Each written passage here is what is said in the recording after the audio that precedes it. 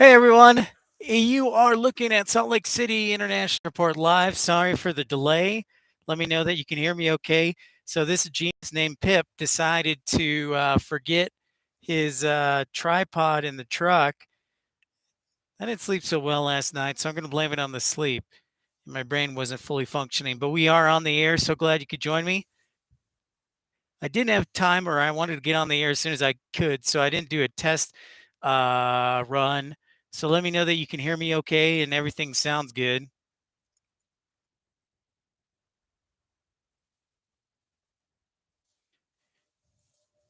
We are broadcasting live from Salt Lake International Airport here on the east side. It is 11 o'clock, 11:19 local time, and you are looking right at downtown Salt Lake.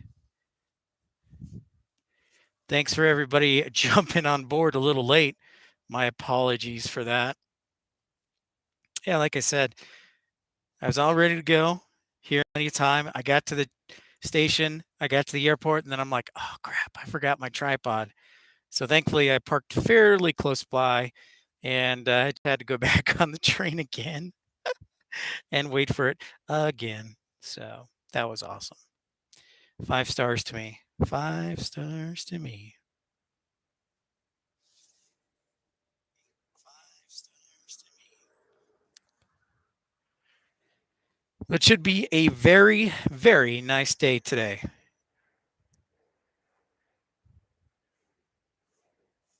It should be a very, very nice day today.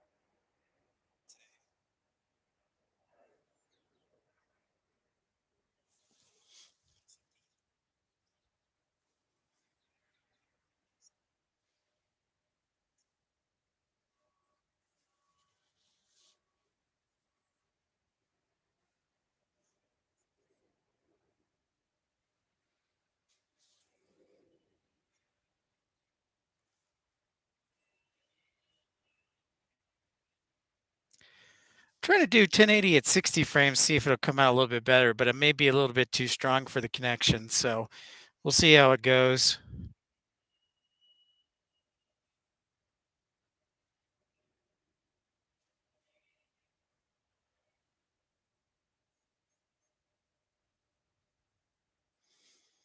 Trying to do 1080 at 60 frames, see if it'll come out a little bit better. It's a little heavy right now. It may be a little bit too strong for the connection. So we'll see how it goes.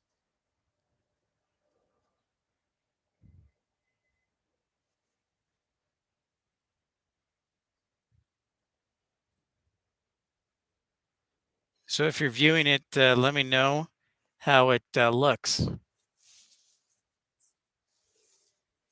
little heavy right now.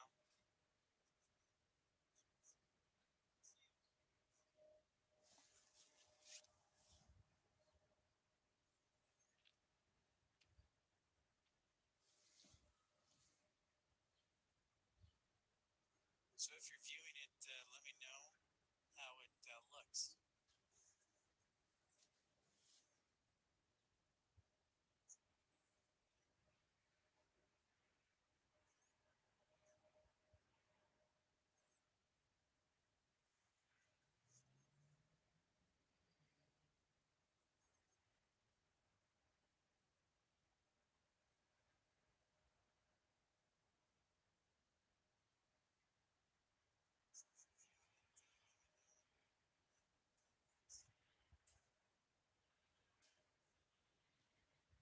Hey everyone, let me know uh, how you're doing today. If you're just tuning in, I'm trying. Just so you're aware, I am trying 60 frames today at 1080p, and we'll see how that handles. The camera handles it, and the stream. If it's a little choppy, we'll go back to 60 frames. So it's not a huge deal. So, but just let me know how it sounds. There's about a 30-second delay today. So, um, just be patient and we're trying something new. We'll see if it works. If it doesn't, we'll go back to 30 frames. And it's all good.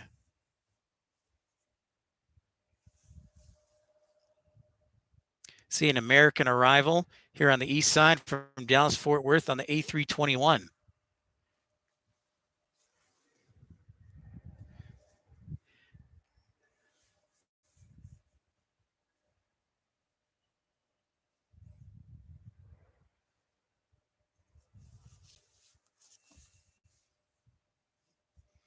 If you're new to the program, we encourage you to like and subscribe and enjoy the broadcast. Subscribing is the best way to know where we're going to be and when. And that is the exciting thing is you never know where we're going to be. Most times we'll put out a video of where we're going to be. So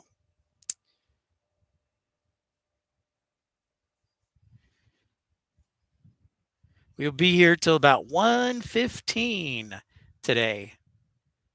1:15 on the dot.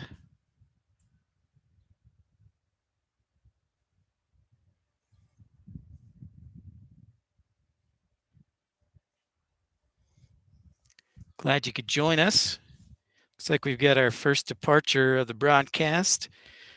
Is Delta 3767, Salt Lake City to Calgary. And I'm going to mention it again, but we're trying something new at 60 frames. So let me know how it sounds and looks. If it's stuttery, we may go back to 30 frames. So depending on the connection, you can only handle so much data, you know? So I always want things to look good and have the best quality possible.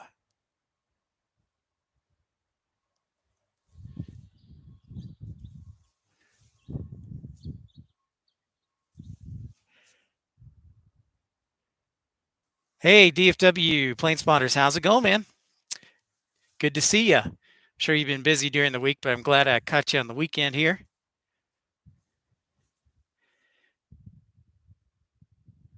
Yeah, we'll see how it looks when I start trying to follow the 175 in the plane. So I won't zoom in too much today so that the camera doesn't have to stress and maybe the connection so much. But good to see you, dude. What's shaking? We are at 44 degrees right now, which is the warmest it's been. Yesterday, we got up to 52. So that was pretty awesome.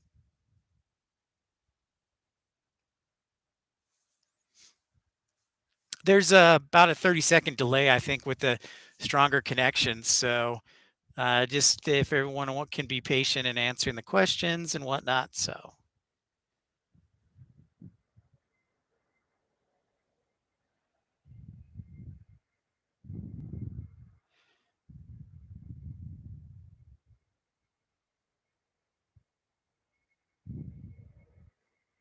yeah, weather's no complaints here. I am very happy. Very, very happy. I got one more week. I start a new job on the 20th. I think I mentioned it, working for the transit authority as a light rail operator. Um, to be honest, this is between you and me, DFW. I wish I had started this earlier so that I could maybe get some financial support and continue to do this and make this my priority. So just a lesson learned, and that's okay. But I think I'll have weekends off, so I'll still be out and about. So I'll probably do, instead of like during the week, I may do an evening plane spot because obviously with daylight savings time, things will be better. So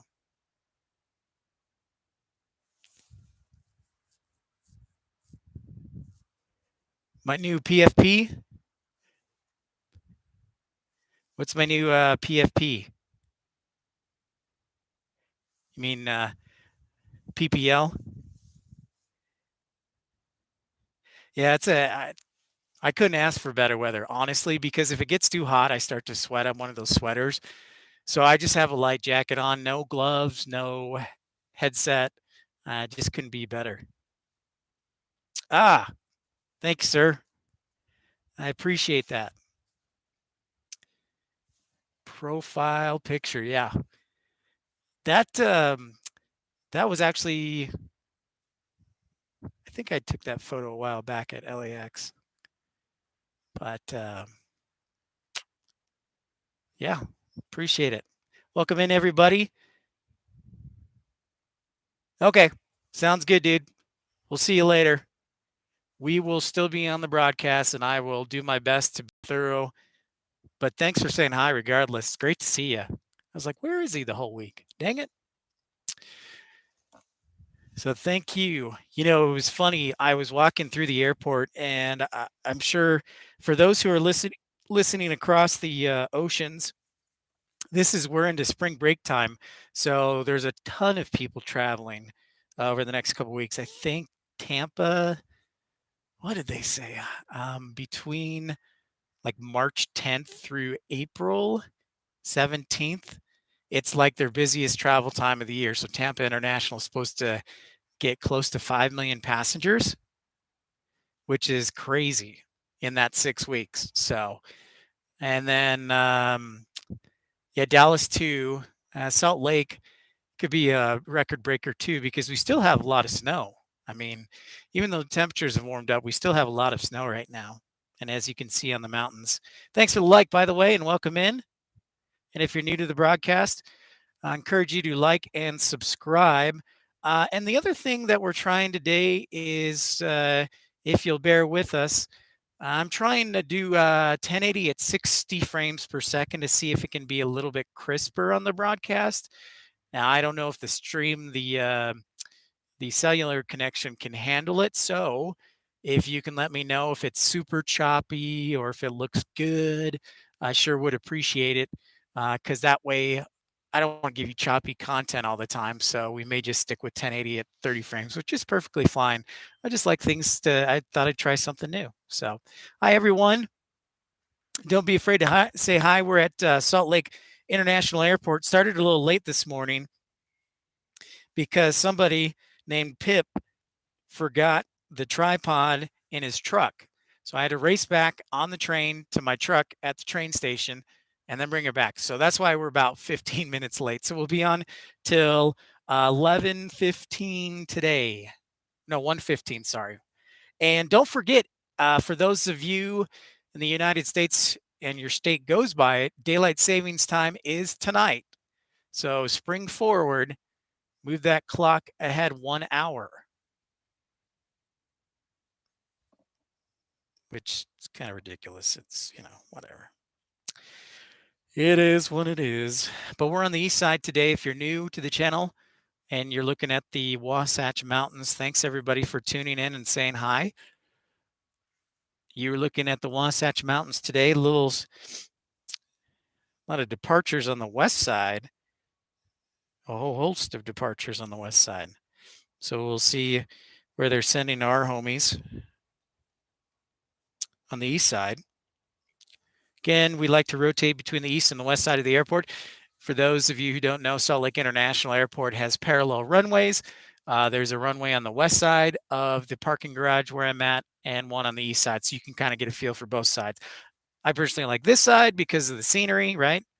And you can see, and thank you for the like, by the way, but you can see downtown Salt Lake and the mountains, and there's a little more natural scenery. So, and thank you for the like, by the way.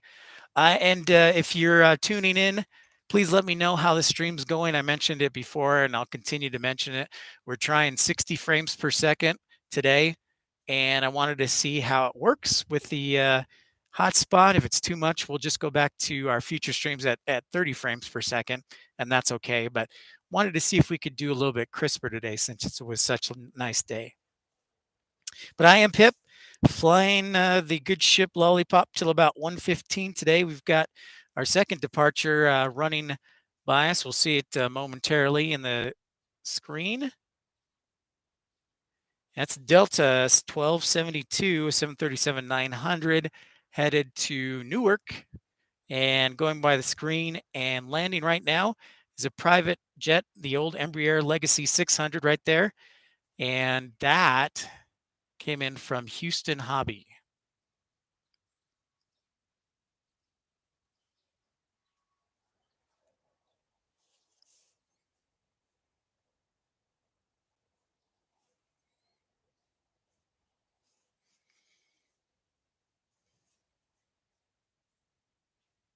Looking at our arrivals in the next half hour as we just hit the bottom of the hour. And happy Zulu time to everyone, which means if it's 11 o'clock here or 11:30 here, Zulu time is 18:33. So check that out. But our arrivals in the next 30 minutes, pretty light in the 11:30 hour. Should have San Jose and Dallas, a couple of private jets, and then 12 o'clock we get a lot of arrivals. And let's see if we're around for Paris. Yeah, Paris looks about 118, so we might stick around for that. See if it'll arrive. Chantel, what up? I know, right? This is not where you park my car. I don't know if you heard, but I forgot my tripod in my car, so I had to race back on the train to the first station where I parked just so I don't have to pay for parking here at the airport because it's like $5 an hour. So I was a little late this morning. But Chantal, good to see you. Hey, since you're tuning in and you're like one of my favorite people, let me know how the stream is. It's a little bit crisper. You should notice it's a little bit crisper today. We're trying 60 frames per second on the camera. So let me know if it's super choppy and if the stream can handle it or not. So otherwise, we'll just go back to 30 frames per second, which is a little lighter on the bandwidth. So.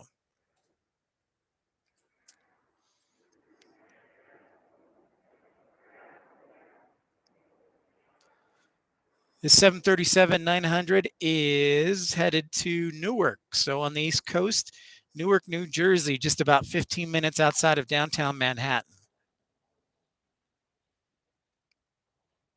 And I saw somebody on another stream ask about doing a live stream from Newark or request it. And that's a possibility. But the catch with Newark is there's not a whole lot of great places to spot from unless you have planes coming in from the south. You can do the economy parking lot, but then there's a giant fence that blocks a good view. So you need like a ladder or something, which is certainly a possibility. So welcome in.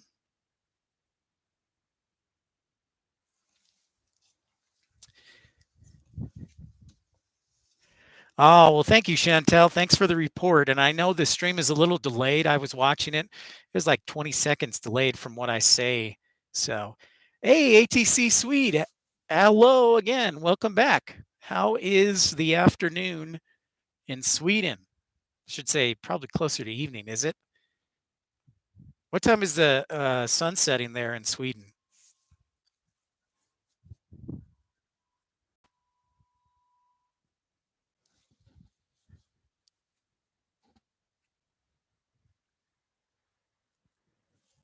Yeah, Chantel, I thought I'd try. My camera can go up to 4K 60, and that would probably be way too much. But I wanted to try 60 frames and see how it looks.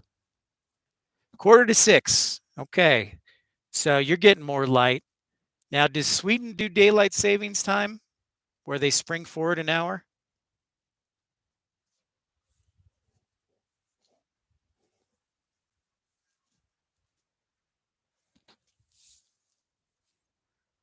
And thank you for the likes and tuning in. By the way, if you're just joining us, welcome in. You're looking at downtown Salt Lake and the Wasatch Mountains behind us, and then the east side of Salt Lake City International Airport in the general aviation. So we got an arrival, or excuse me, a departure on runway 35, the old Gulfstream. So you're looking at the general aviation side, a lot of private jets, as you know. If you have a veteran of the broadcast, this is broadcast number 19, by the way. You'll know that Salt Lake is very close to Park City and world-class skiing, about 30 minutes away. So a lot of people fly into Salt Lake if they're flying their private jets. So,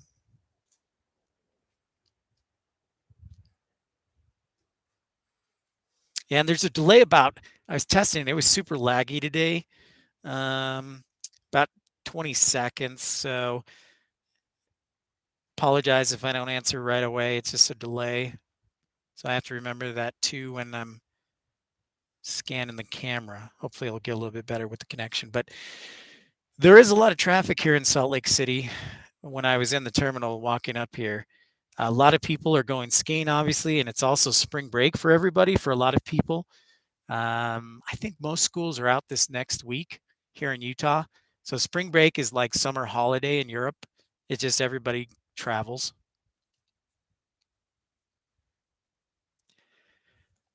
I so it's a big travel holiday, and I mentioned it before, but a lot of the airports here in the United States are expecting their biggest travel period over the next 4 to 6 week period, like in these next 4 to 6 weeks. So I've gotten tons of press releases from airports saying expect record turnout, record passenger travel. So pretty interesting. It's just spring break. So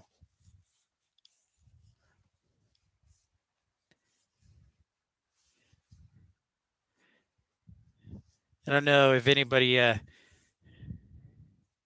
Chantel and ATC Swede, I was a little late this morning and I apologize. It's because I left my tripod in the truck back at their train station. So I had to leave the airport, go back to the train station, come back. So I was about 15 minutes late on the broadcast. So sorry. My apologies.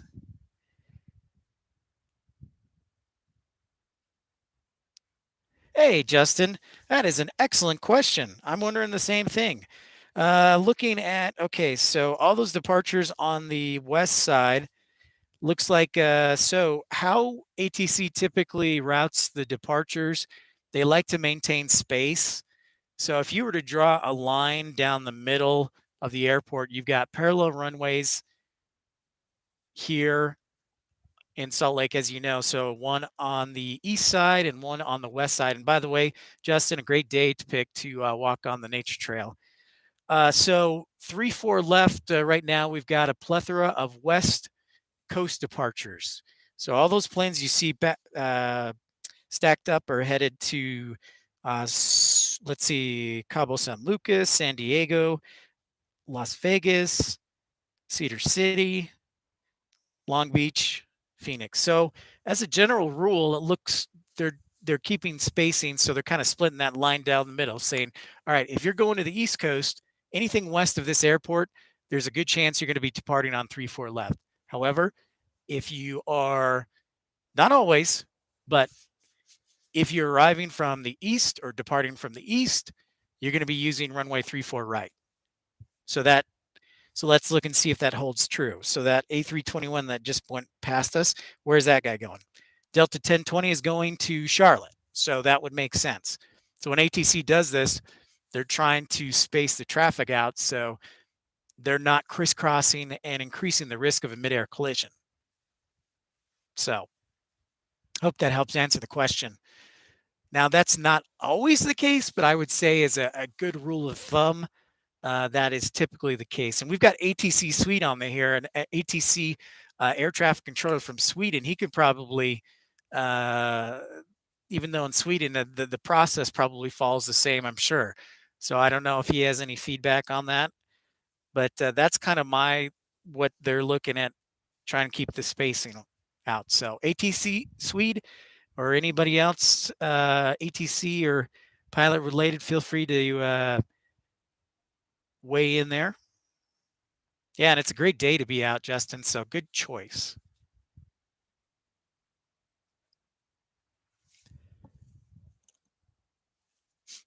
And if you're just tuning into the channel, things may look a little bit crisper. We usually do 30 frames per second at 1080p, but I wanted to try for the first time 60 frames. So let me know if the bandwidth can handle it, if it's choppy, and if we need to go back to 30 for the future broadcasts, we'll do that. So it's not a big deal, but I thought I'd try it, see if things look a little bit crisper, as we've got an inbound. Is that a Global Express? Let's see. Coming into view.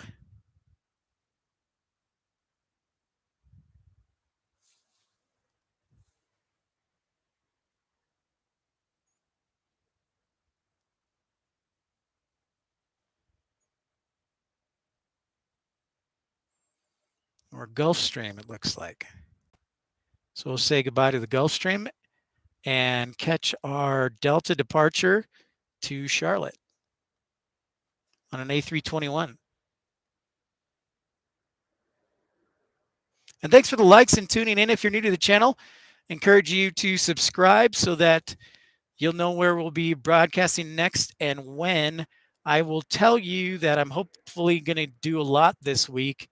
It's my last week before I start a new job, so I've got some free time, and I'm hopeful that I can kind of get on pretty much every day this week, hopefully. Yeah, probably through Friday. I may rest up on Saturday and Sunday as I get ready for the new job. But safe travels to Charlotte there, Delta 1020.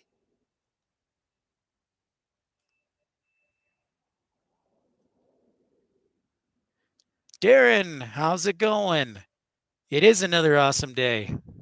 It's a perfect day, actually. We had like rain um, as we catch this arrival. We had rain all last night. So things cleared out, and now we've got picture perfect skies today and warmer temperatures. So it's like a win win win.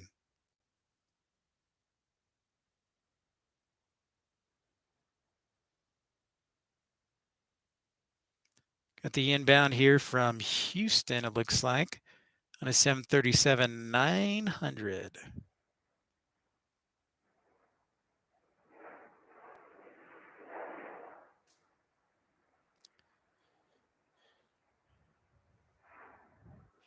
All right, so I'm going to ask a question, and I should probably do it as a poll question, but I'll just ask you guys. And I know there's a bit of a delay, so please let me know how the stream looks, if it's poopy, if it's choppy, if it looks great. I just want to give you the best stream possible and, help you guys enjoy and relax.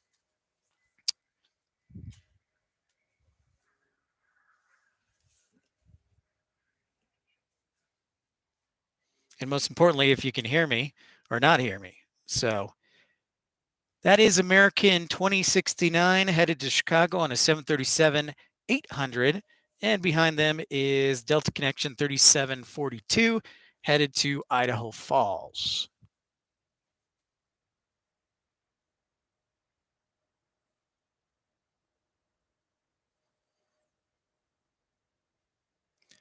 And hello to everyone who just tuned in.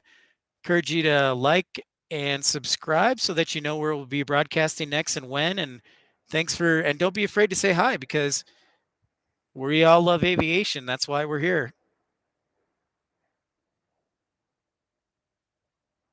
And let me know if there's anything I can do for you, questions I can answer, or things I can improve on with the stream. We do love feedback. I love feedback. It's just me. But I always like to say that it's we. I don't know. I was used to working in a team. Thank you for the like, by the way. There's about a 20 to 30-second lag on the stream and me talking. So I apologize for that. See if it'll improve with the connection. There is a lot of people in the airport that I think are taking up some of the bandwidth. So it is spring break after all here in the United States. A lot of people headed places. Oh, and as you look at downtown Salt Lake, so one of the questions I wanted to ask if y'all are tuning in, so I have 1 week left and I'm going to stay around the West Coast here in the West, but where do you think I should go for the next week? Should it be Southern California? Should it be Northern California? Should it be Colorado? Thanks, Chaotic Bean. Appreciate the report, sir. Good to see you. Good morning to you. So, yeah, I got a couple of choices. I'm wondering where I should go or if I should just hang around here. I mean, obviously, save money by going here. Awesome. Thanks, Justin. Thanks for the report as well. I agree. I'm seriously, Justin, I'm seriously going to miss when the snow melts off. I mean, this is like, as you know, the best. So, um, especially when you go to the right here.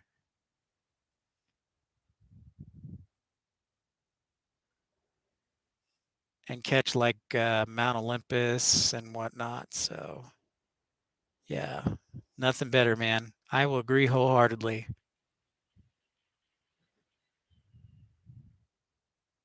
Imperial Hill, huh? Yeah, that's a very popular one. So that'll be on the south side of the airport.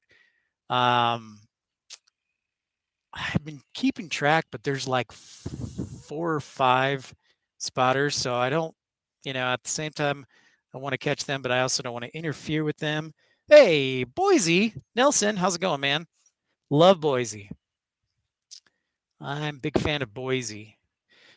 Yeah, so Chaotic Bean, I don't know if you remember Tools. I haven't seen him in a while, but he's always like, go to Van Nuys, go to Van Nuys. Or was that you?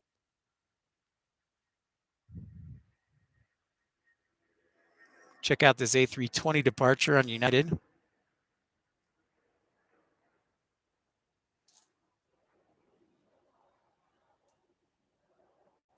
Yeah, he was always like, go to Van Nuys, go to Van Nuys. So try something different. Then I was thinking like Burbank because the parking garage is good. And then also maybe Orange County. I just I know LAX is awesome, but it's so cliche because there's like 4 or 5 people who do it all at once. So I kind of like to be unique in that sense. But I mean, I love going to LAX. Don't get me wrong. It's just like competing streams, and that's like what. So maybe I have to do something early in the morning, which is fine by me. I mean, I'm used to the dispatcher schedule. Yeah, I saw that this week. I did see that this week that they're going to start flying to Colorado Springs. I think that's a great idea, honestly, especially for people who like don't want to drive to Denver because they have limited connectivity in Colorado Springs. It's like 90 miles from Denver, but the traffic obviously is a mess. So, and then I also saw that Avella is going to do, and I mentioned it earlier in the week, Greenville, Spartanburg to New Haven and to Orlando. So,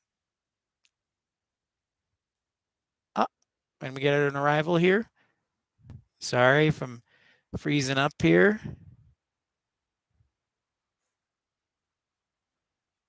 34 right arrival, an A321.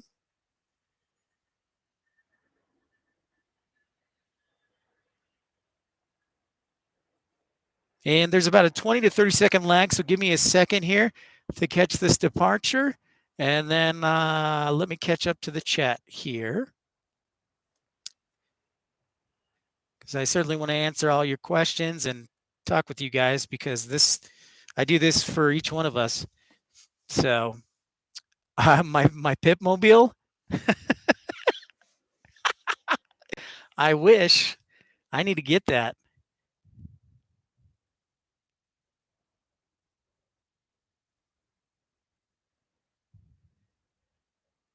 Deer Valley, yep, Justin, that's a good choice.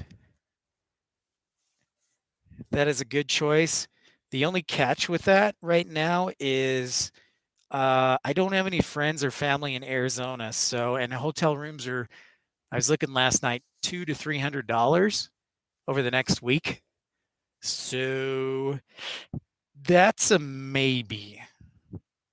So what I would do, and obviously if I have a week, I want to get as many airports in close range to kind of save money. An ATC suite, if we lost you. Um, Thank you for the report, Nelson. That it came in from Tampa, by the way.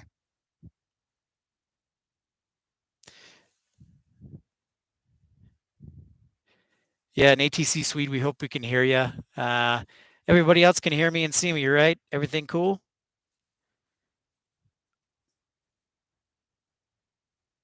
Oh, so you live in Pueblo, so yeah, Colorado Springs totally makes sense. I, you know, I guess I haven't talked about it a whole lot, but I worked for Breeze. But I always thought that Colorado Springs to the West Coast would be awesome, right? It's easy. It's not a long flight. It'd be, I don't know, 2 hours, 5 by 5. Thank you, sir. And they have long runways, and I think they're both runways either side. I know they have at least one runway that's Cat 2 approved, and I think that's a good choice. I think you'll see a lot of growth, chaotic being out of Colorado Springs. I hope so. I think that makes a lot of sense. You know, you have the Garden of the Gods, of course, easiest way to get to Pikes Peak, right? And then also the Air Force Academy's down there, and Colorado's UCCS school, Colorado Springs. And let's not forget NORAD. Is NORAD down there?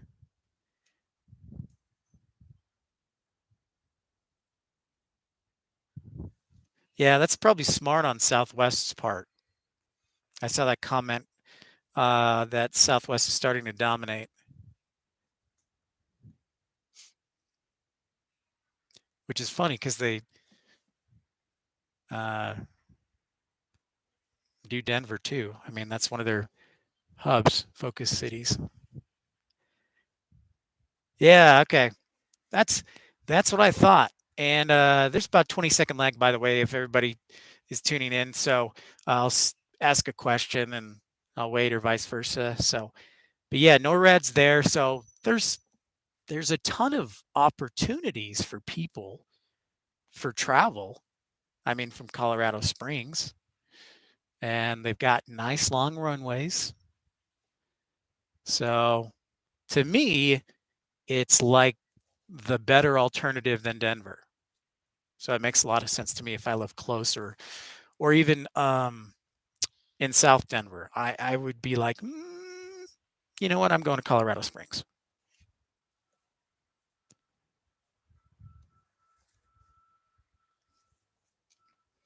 So Justin, if you're still in, like I did some plane spotting, a couple videos on my channel in Seattle and Payne Field. So if I did Seattle, I would definitely, and the other challenge with Seattle is I've been there a couple times and it's tough to plane spot there. There's not like a fantastic vantage point. There's no parking garage, um, and the the airport kind of sits on a mesa, so the roads go down, and you can't see the runway as well. So the topography can be a challenge. So you know, mm, I'd have to reach out to Port of Seattle to get a little favor to do that. However, Payne Field, like all of the Boeing locations, are great for plane spotting. So Payne Field, where they build basically the Dreamliner, the 777X, where they did the 747, not anymore, obviously, because they don't do that. And they're going to build the 737 Max up there as well. Thanks for the like, by the way, and tuning in. Don't be afraid to say hi or subscribe. We are here for your entertainment. But Seattle's a fantastic. So like Payne Field on the north end in Everett, which is about 30 minutes north of Seattle. Then Boeing Field, where they do a lot of the deliveries for the 737 and a lot of the testing. And that's like just 10 minutes south of downtown. And then further south in Renton, they do just the 737. But all three of those airports give you excellent vantage points. The challenge is, except for Boeing Field, which handles a lot of the private jets, you know, it can be a lot of downtime, but there's certainly a lot of variety and different color schemes to look at. So I would definitely recommend, if you are going to Seattle, to check that out. So that would be cool. And then also, I would probably want to head up to Bellingham, which is about 2 hours north, just north of, just south of the Canadian border. And then, if my data would work, I think it does, uh, go to Vancouver. And Vancouver's got a lot of great spots to broadcast live. So I've definitely considered that. And then also on the way back, I could hit Portland, which is probably, which is just like Salt Lake. There's a lot of great vantage points, and they have the parallel runway, so you can live spot on either side, east or west side, or excuse me, the south or north side. But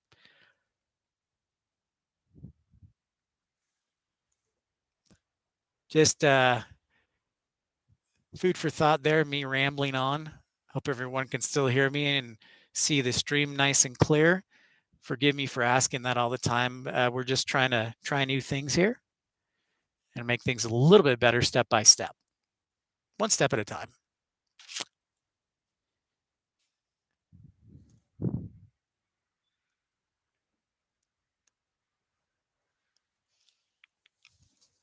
Getting close. Almost the top of the hour here. High noon here in Salt Lake City. Check out what we have inbound to us.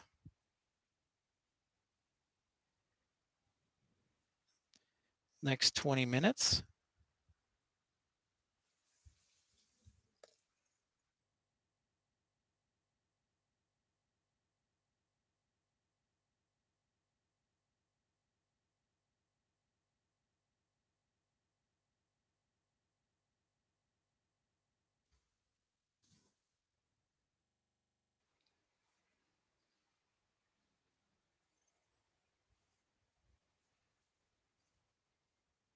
Should have United Express 5775. Peek its head around here on the east side for departure on 34 left as it's out the terminal.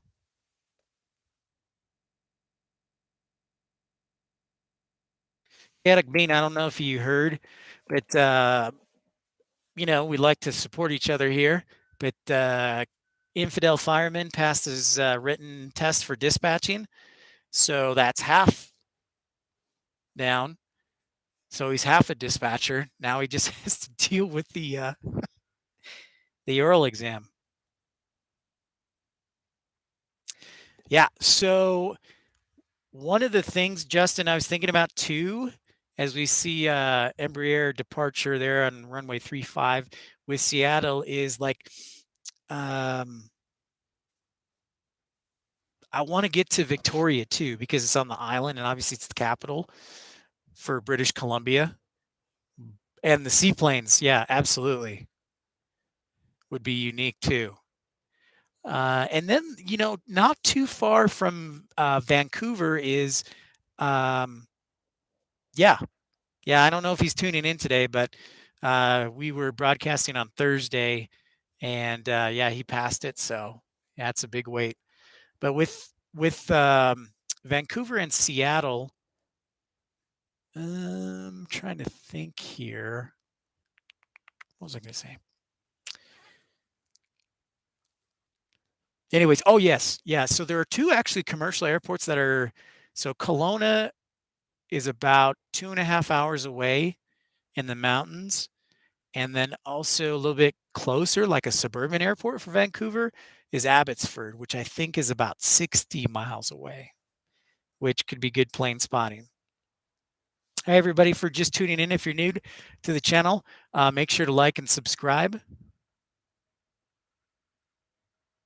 And so right now would be a good time to head up to Canada, to be honest, just because this is the seasonal traffic where they go down south to all the warm destinations like Phoenix, Mexico, and Las Vegas, LA, of course. So, hi everyone, welcome in. I'm Pip. This is Pip's Plane Spotting Live, or PPL. I don't know if I can trademark it yet because I know there's Pacific Power and Light or Pennsylvania Power and Light. So I have to figure out a way around that, but I like the name. Also, Chantel did say Pip's Landing would be a good name for the stream too. But there's a United 5775.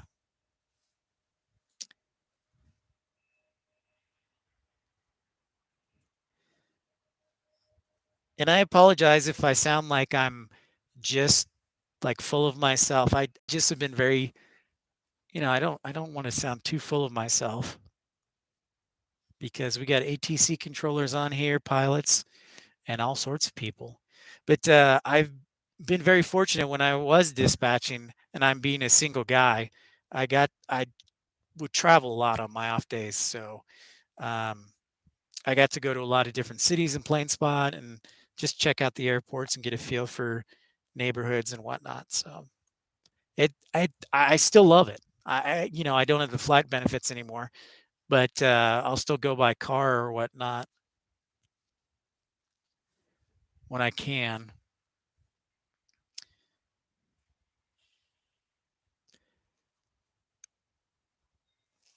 And if you're just tuning in, also we're trying a little something new, 50 frames, 60 frames per second. So that's why you may see things a little bit clearer. Let us know if there's any stuttering or if any improvements can be made. But in the meantime, it looks pretty good so far, and I've heard the sound quality is good too. So we'll just take things step by step to make things a little better for you each time. One place, so what I think I might do, and for those who don't know, I got a new job, which is it's going to be an extensive amount of training. So I'm assuming the training will be like from Monday through Friday, so I'll be off on the weekends. So what I may try and do is just do like quick road trips, overnighters on the weekends, and still do live, or travel like with flights, and still do that, and then be back for Monday morning. Because I don't want to give this up. This is like one of my favorite things to do.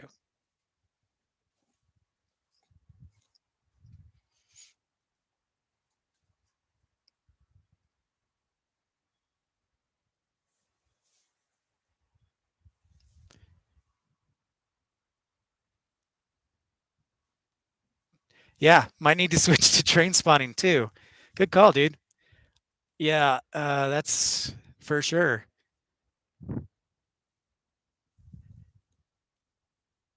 Hey, good to have you back, ADC. Sweet, thanks, man. Thank you, sir. And my hope is that I'm just, if we're almost to 4,000 hours, just a few hundred more hours, and we're there, and so then we can monetize. So if you guys would like to donate to the channel, you're certainly welcome to, but that's not mandatory. That's not why I'm here. I'd love to, you know, make it so that you feel like you're getting something out of it and can make a difference. Because really, what I hope to do is I'd like to just have a lot more people in aviation as far as pilots, training, dispatchers, and things like that. So ATC controllers, you know, I'll give this plug right now, and I should constantly do it. That's one of the honestly probably one of the best paying jobs. I know it's can be stressful at times, but um, you're very easily after training, you're close to six figures, and then it just goes up from there, plus the government pension. And if you want to stay close to aviation, that's another great source. And the government, the FAA is looking for ATC controllers. There is an age cutoff, so the age cutoff I believe is 30 or 31 in the United States for air traffic controllers on when you can start school. But in the meantime, be aware of that. I'd encourage you to check that out if you're a little bit younger and want to find out some more information on it. It's you know, another great field in aviation.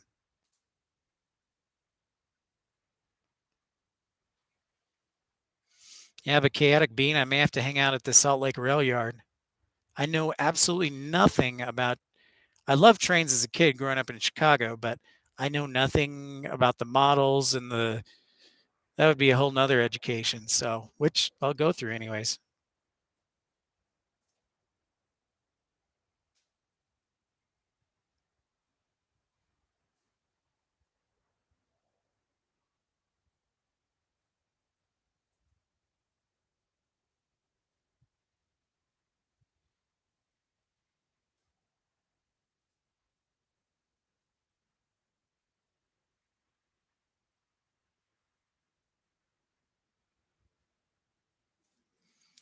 Hi, everyone who's tuning in. My name's Pip. We're here at Salt Lake City International Airport. I saw, a host of new people jump in.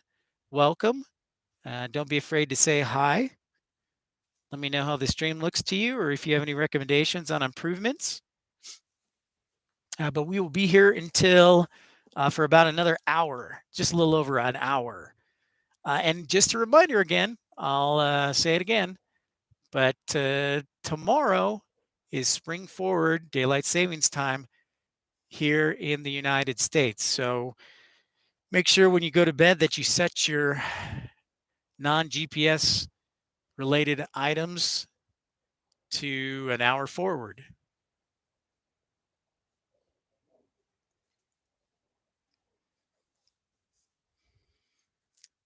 I was actually looking at Las Vegas, pondering maybe going down there.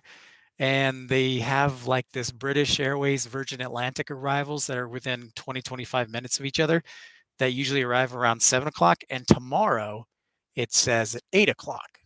So I don't know if they're taking that into account with the daylight savings and still the same slot time. So kind of interesting. And thank you for the like.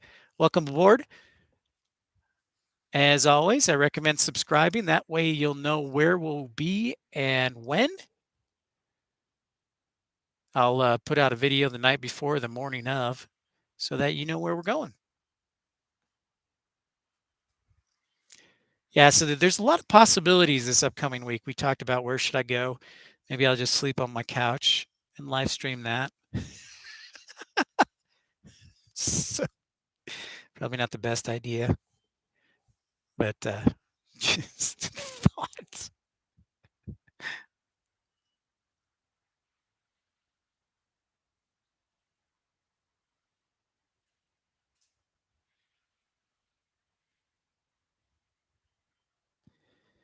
It's amazing how, and if I talk too much, you can let me know that too, because I've heard some complaints that some streamers talk too much. So I'm just giddy talking about aviation. It's interesting to see the difference in the sizes of all the private jets. I mean, you over there you can see a couple Gulfstreams and Global 5000 and 6000s, and pretty amazing size difference. And then you got like the Honda jets, which are uh, really one of my personal favorite small jets. It's pretty interesting though.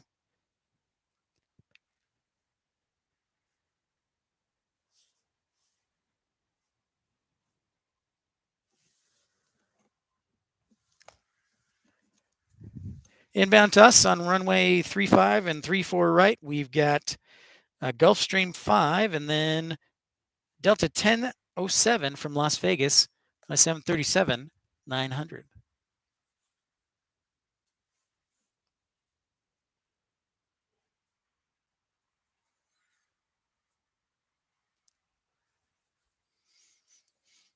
Looking at a picture of downtown Salt Lake here on a Saturday. Couldn't have asked for better weather.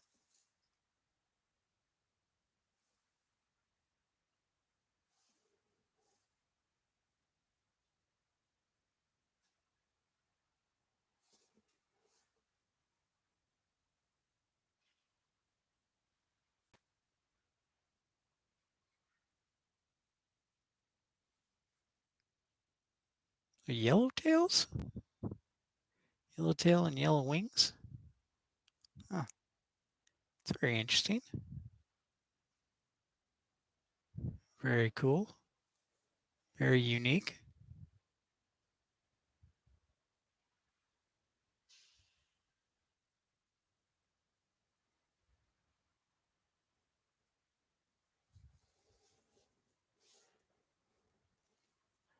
Our Delta arrival is just around the corner. Picked for runway 34 right, left, right, right.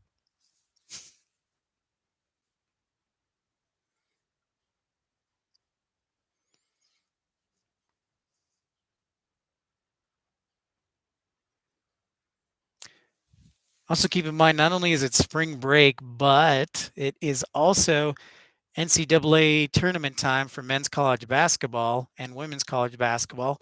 So a lot of people are going to be traveling as well the next couple weeks for that too.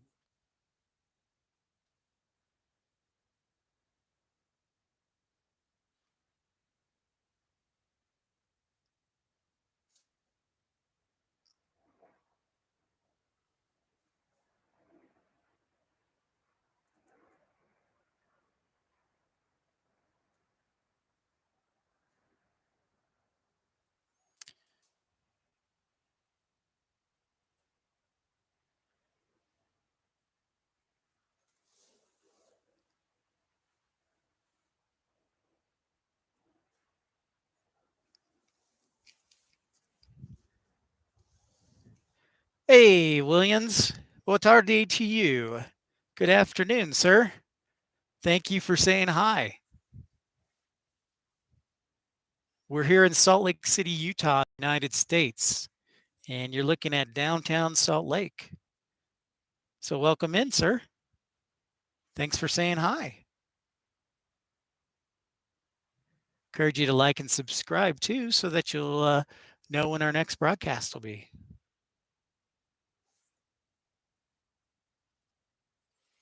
Ah, obrigado. Porto Feliz. Excellent.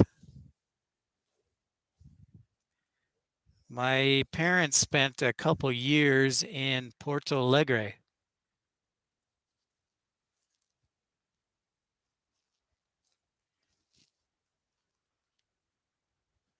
I was already graduated from school and everything, doing my career when they traveled down there for a couple years. So,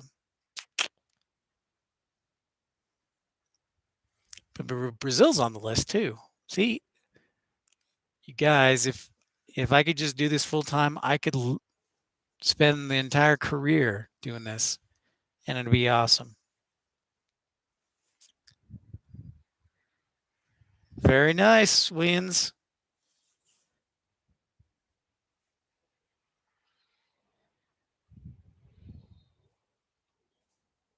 Ooh, now you're in for a treat. Looks like we've got an old Cessna Citation Encore inbound, but also a Piaggio. A Piaggio is unique because the engines are rear mounted propellers, which you'll probably find interesting. 15 minutes away, we've got American 619 on an A321 Neo. That looks like it's routed to runway 16 right, or 34 right. Sorry, guys. Still think I'm on south flow, but we're actually on north flow with a light north wind. I really want to catch that Piaggio because you don't see those too often. So I know they'll probably route that to runway 35. About an hour left in the broadcast. Thanks for the likes and welcome in. And don't be afraid to say hi.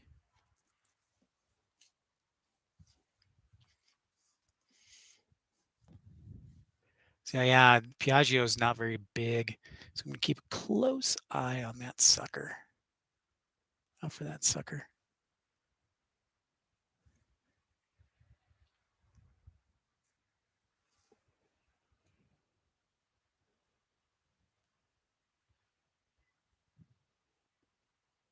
If you have a question, you can certainly ask me about aviation dispatching or anything. It doesn't have to be about aviation. It can be about life or sports or whatever.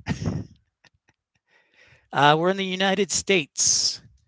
The United States, Williams, USA, America, Salt Lake City. But if you have a question too that you just want to message me in private, you can add me on Instagram, 23R Productions. So that's just the numbers 23, the number, or no, the numbers 23, the letter R, and then Productions.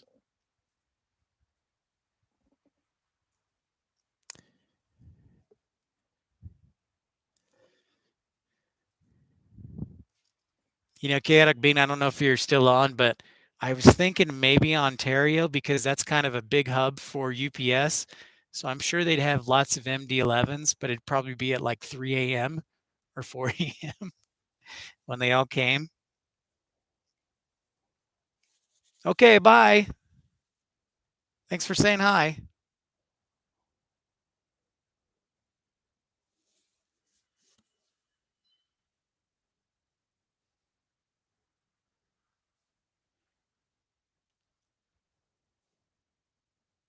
Zoom in a little bit closer to see if I can.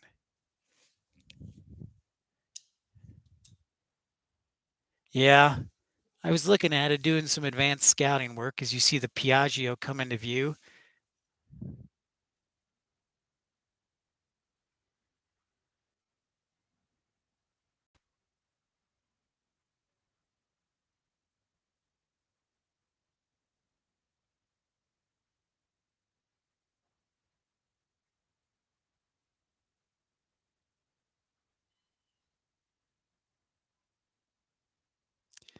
The Piaggio Avante. It's an Italian. It's an Italian aircraft, but the propellers on the back, if you can see right there, it's very unique. Yeah, we'll see about Ontario. There, I was looking at the maps. There's not like a great spotting location. So as far as spotting in Southern California, it'd probably be LAX number one. I'll give it to Burbank number two because you can see above the parking garage. Number three, if you can get elevated, Orange County, I'll give a tie to Long Beach and Orange County for number three as far as spotting. So that's Burbank, Ontario, Los Angeles. Yeah. LA, of course. LAX definitely number one. But I might, if I head down there, I might check out Van Nuys too.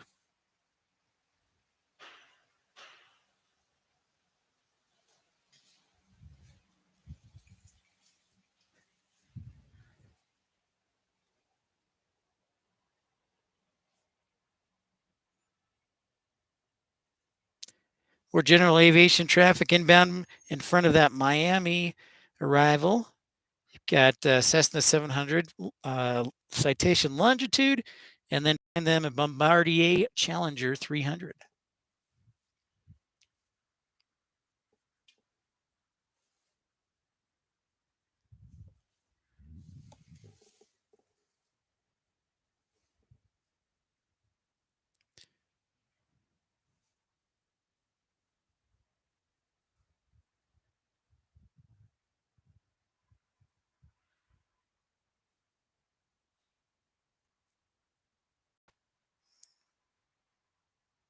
There's that Cessna 700.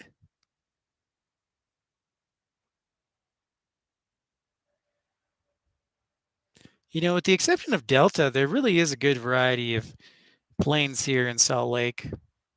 Obviously, we are hoping for more airlines to come here, but Delta is kind of the boss as far as their hub goes.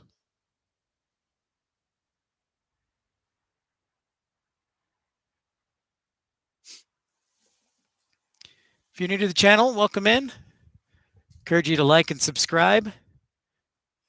That way you'll know when you subscribe, I'll put out a video the night before, the day of, when we're going to be broadcasting next and where we're going to be. So thank you for tuning in.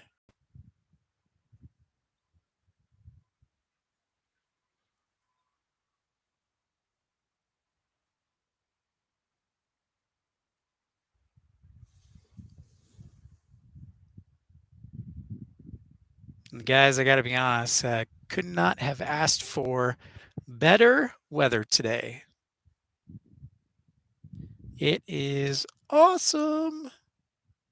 It's a little cool. It's about 50 degrees and sunny though.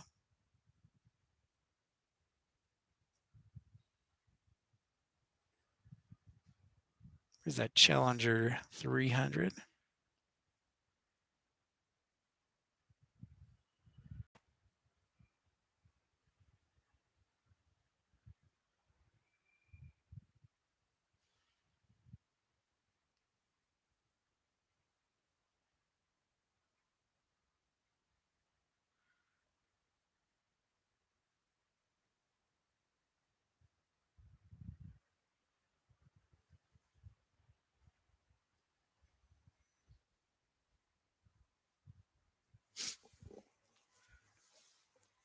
About an hour left in the broadcast.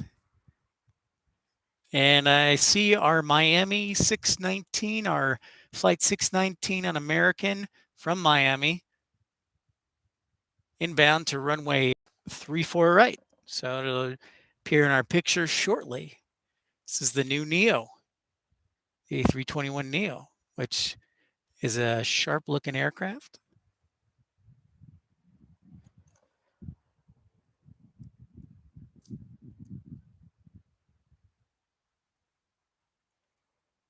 Yeah, that's good. That's actually a really good point. Chaotic Bean. That is very true. Yep. There's definitely some truth to that. I mean, so let's go down the list for those who are wondering what we're talking about. So you've got airlines typically have their dispatch and IOCC or their operations center where the airline is located. So let's run down the list here. Seattle has Alaska, so the weather's okay there. Breeze is located here in Salt Lake City, so that's all right. And then it's Mesa in Phoenix, Allegiant in Las Vegas, Frontiers in Denver. Then it's Dallas for American Airlines and Southwest and Envoy. Chicago has United. Republic Airlines is located in Indianapolis. Then if we go to the East Coast, Delta is in Atlanta. JetBlue's in New York. I think Commute Air's in suburban Virginia. Endeavor. Oh, yeah. Endeavor's in Minneapolis. So it's super cold there. So the winter is the tough part there in Minneapolis. So, yeah. I mean, there's half the airlines are at least in cooler climates, but then the other half are in like really, really hot climates. I mean, I don't get me wrong. Envoy was very, very sweaty in the summers.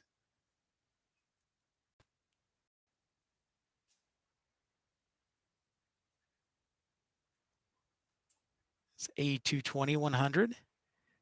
Sorry, I didn't catch that one. It snuck up on me.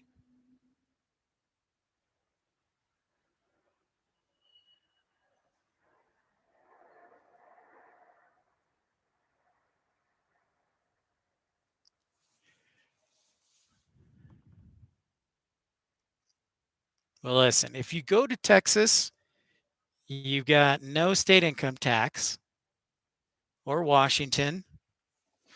What are the other states that don't have income tax? I don't know. Yeah. So that's a really good question. So how do I keep up with the workload as we're looking at that A321 from American that's getting ready to depart to DFW 2846? When it's a clear day like today, I work a 10-hour shift and I would probably done with, there may be some small changes I might make, but I probably am done with my flights for the day, in a couple hours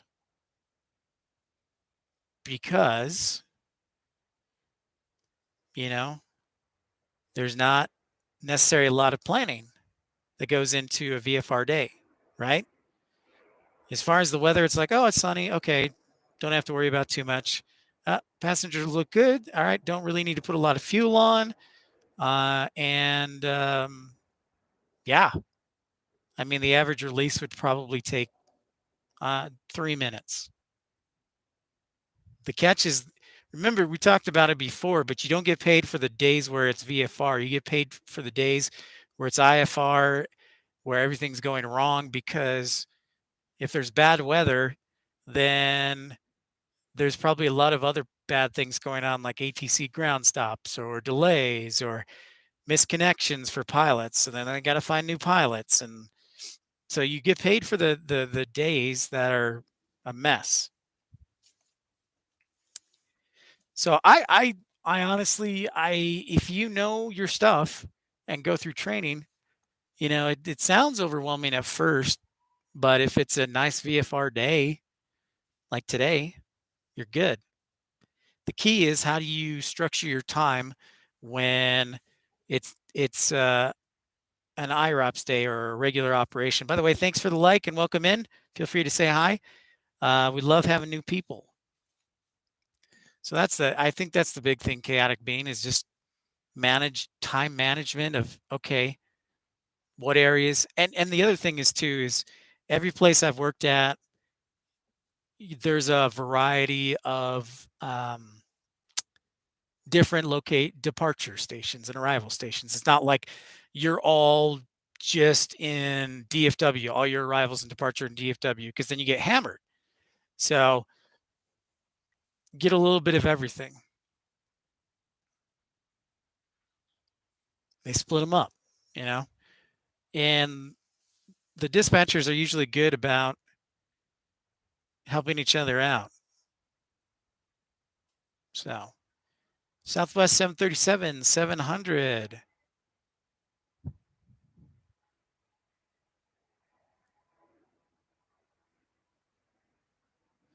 I have full confidence. Let me put it this way. I have full confidence in you and Infidel Fireman and Patelli Vision that if you love aviation and are focused on it, you'll be fine. There are some days that are super, super bad. You're like, I have to pee. And then 3 hours later, I still have to pee. But then you go home and you say goodbye to the day. You're like, and I don't have to deal with that day tomorrow, most likely. So that I know I'm rambling a little bit, but it's important that you get some context. The most flights I ever did in one day was 63 at Envoy, and it was a VFR day, but it was very busy. But otherwise, when you get a feel for things, it's just like, oh, this is like shooting fish in a barrel. And you still have to monitor them and whatnot, but overall, yeah. Before I forget, as we start to see this Southwest departure enter our screen. Come on, there you are. This is headed to Tampa. Oh, they brought back the seasonal service to Tampa. Excellent. 2210, especially for spring break. Before I forget, I wanted to bring up something interesting for you AV geeks that I was looking at this week. So, obviously, we see we're in the mountains and we have snow and whatnot, but next to us is Colorado, which is a very popular skiing location too. I was looking at Aspen. It's Aspen-Pitkin County Airport, and they have a lot of special restrictions as far as arrivals and departures. And welcome everybody who just joined the channel. Encourage you to like and subscribe. If I'm talking too much, feel free to tell me to shut up. That's okay. I can accept that. I'm here for you, not for me. I guess I am here for me too, but Aspen-Pitkin County Airport, a lot of special remarks as far as departures and arrivals in there because it's a high elevation, short runway airport. Only 8,000 feet on the runway. The only commercial plane that's allowed in there is a CRJ 700. So no A319s, no 757s. They're both too heavy. And the performance for like a E175 is iffy. So Aspen has CRJ 700s, and that's it. So you see all the departures and arrivals. It's just 700, 700, 700. It's kind of hilarious. But that's kind of what Aspen's all about. Infidel Fireman. Yeah. Yeah. That's awesome that you flew in there. I bet. That's pretty freaking awesome. Great scenery. Infidel Fireman, how does your head feel? Is it super big now that you're half a dispatcher? Welcome in, dude. Yeah, so chaotic being, I've been contemplating going to Aspen this week. I was looking at the weather and it could be sketchy, so that's the only Uh, that's the only concern I have. That's why I was looking at Southern California and Las Vegas. It looks pretty solid, but I would love to go. Yeah, that's it's awesome. You should feel awesome. Yeah, that's halfway done. Like Bon Jovi says, we're halfway there. I won't start singing, but thank you for the like, by the way, and tuning in. And of course, all our live streams you can see on the channel, which I encourage you to subscribe to so you know where we'll be next. Yeah, I I felt pumped. I definitely felt pumped.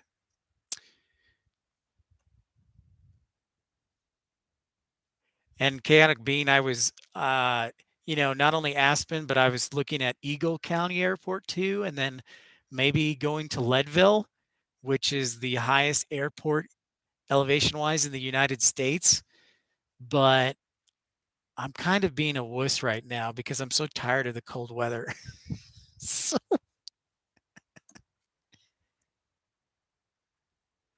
that's right. Flight planning.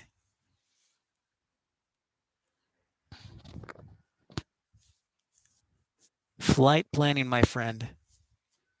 That is the meat and potatoes.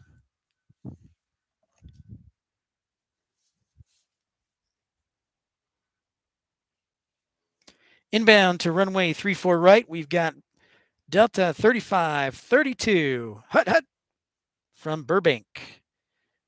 Then it looks like we've got a Cessna 650 Citation, Class 3 inbound to our right side. And they might even send us Phoenix to Salt Lake on Delta 1570 to runway 34 right. We will see.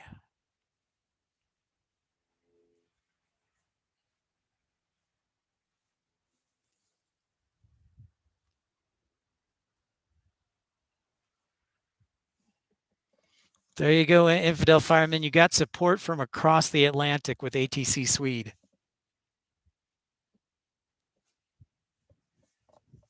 We're all rooting for you.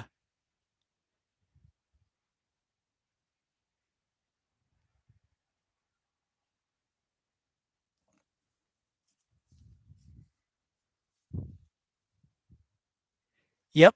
Oh, Chaotic Bean. That's a good suggestion. Yeah,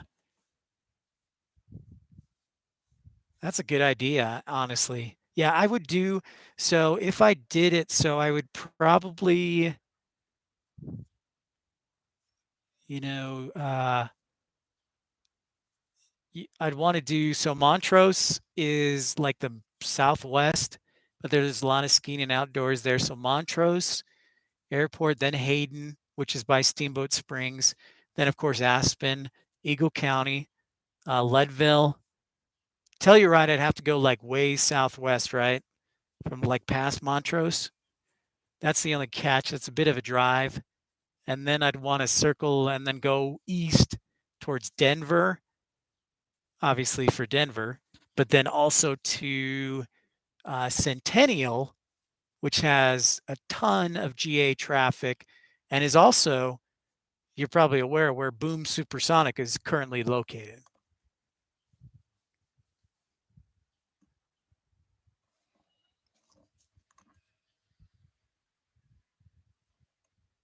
So just a couple thoughts there. But that would be really cool to go and Telluride. I've tried playing on my Microsoft Flight Simulator, trying to fly anything above a private jet, and it doesn't work too well. It just does not work too well.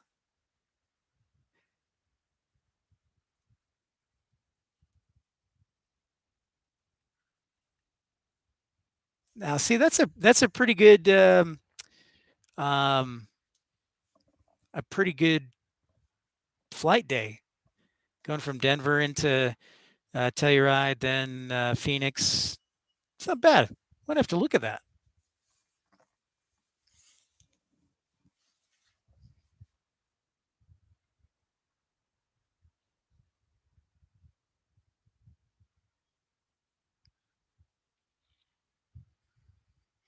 Here's our inbound 3572 from Burbank, California.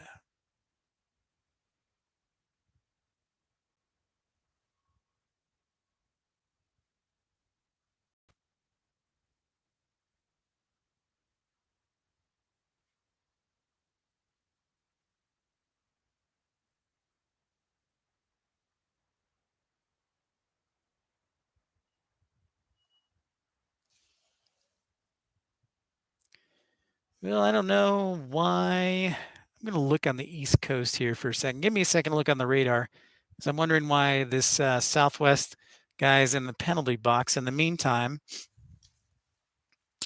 looks like we've got a Delta Airbus getting ready to take off. That is 2278 Salt Lake City to Jackson.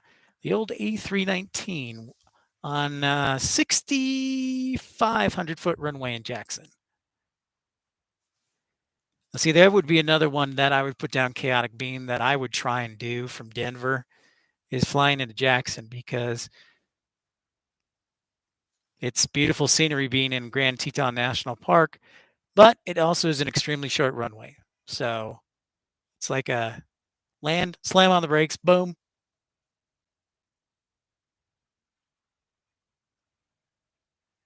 Hi, everyone who just tuned in, and thank you for the likes. Encourage you to subscribe to the channel. That way you'll know when and where we'll be broadcasting next, because I put out FYI videos the day of or the night before. But we're at Salt Lake City International Airport. As you can see the downtown in the background. This A319 is headed to Jackson Hole, Wyoming, another skiing hotspot.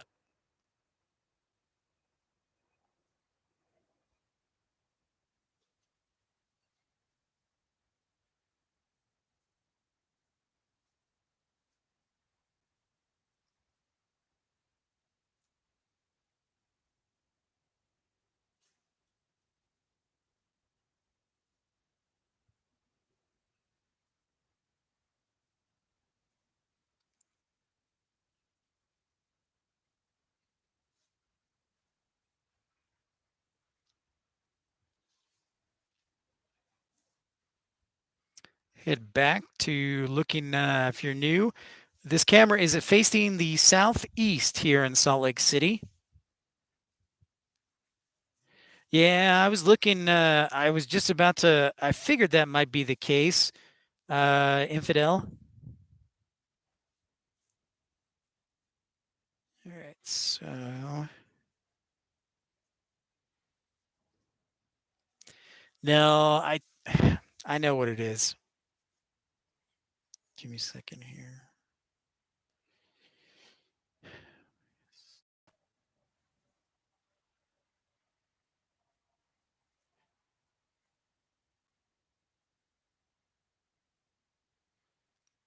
Okay.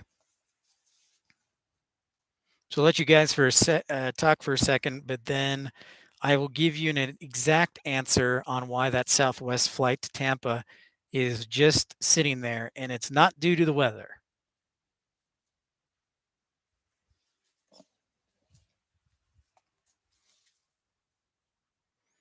I should have known this a long time ago. That's right. He is one of the illustrious students following the path that Pip followed of going to IFOD. And thank you for the likes, by the way, and tuning in. We're so pleased that we could have you. If you're new to the channel, feel free to say hi. We've had people say hi from Brazil, Russia, England, the UK, Spain, Mexico, Canada. We love having you here.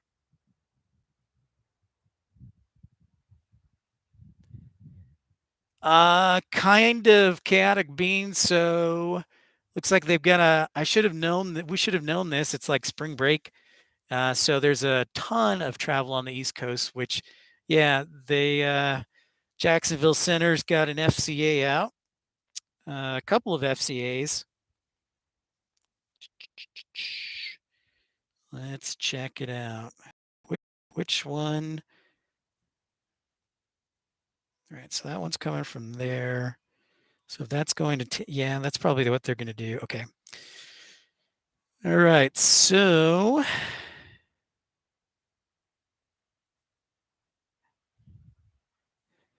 dispatcher's probably got them a better time, but they're still going to be delayed out the gate. They got an FCA.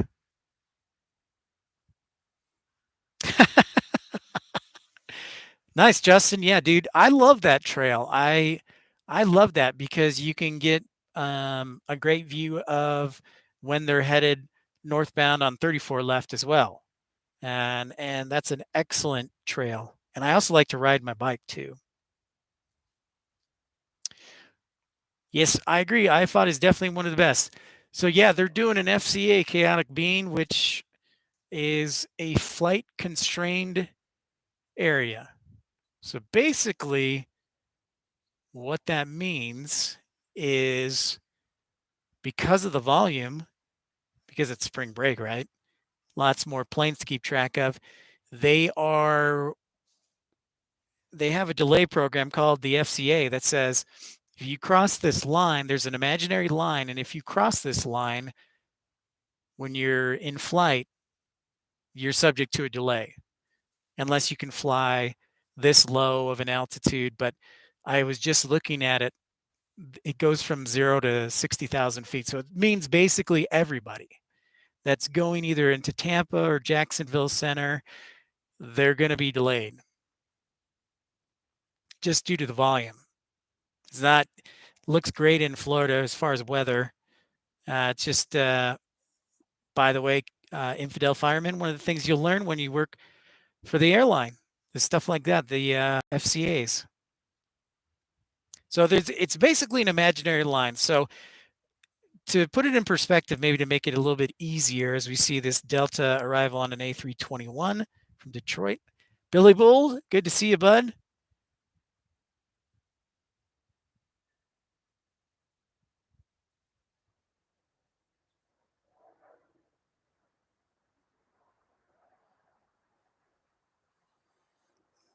I'm wondering how long the delay because it didn't specify. So dispatch for Southwest must have called and got a time because sometimes they can be out there for an hour. They can say, "Well, I'd rather block out on time," and vice versa. So,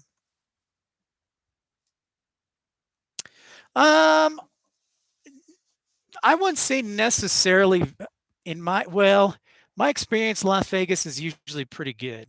I would say it's usually Florida or New York experience. Yep. Yeah, they have FCAs like there's 5 of them for basically the entire state of Florida. So, I so let me give you some context if you're new to the channel and just tuning in. So, just to recap what we're talking about, we're staring at that southwest plane right there that's headed to Tampa. Well, the weather's perfect in Tampa. So, they've been sitting there for about 25 minutes. But basically what's happening is because it is spring break and there's so much traffic into Florida, of course, it's being one of the hot spots. Air traffic control has instituted a delay program called an FCA or a flight constrained areas. So let's say you're flying to Salt Lake City here.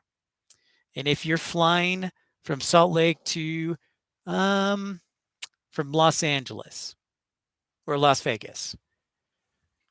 So pretty short flight, but due to the volume Salt Lake City has, ATC can't handle all the planes due to staffing or just the sheer number of planes.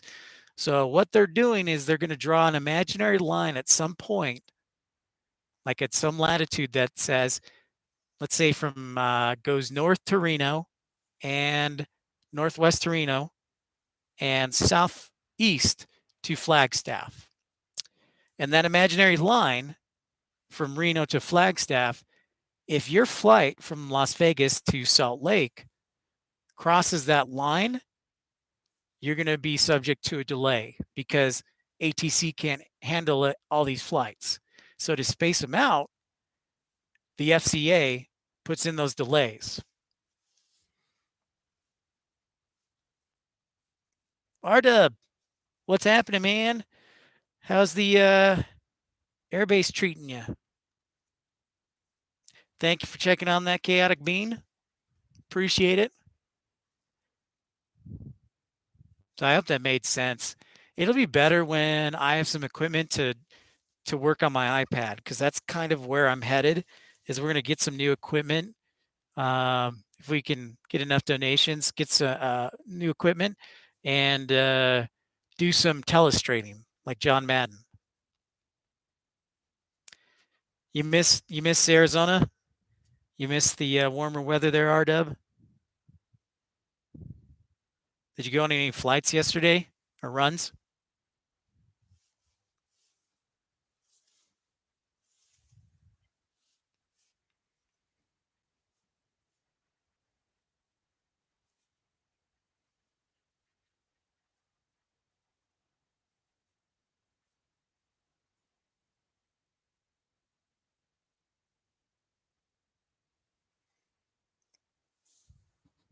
Inbound to us on runway 35 in the next 10 minutes. We've got a Learjet 60. West side is taking an arrival, Alaska 617 or 614 from Seattle. So, Justin, if you're on the path on the west side, they should be on the ground in the next 5 minutes.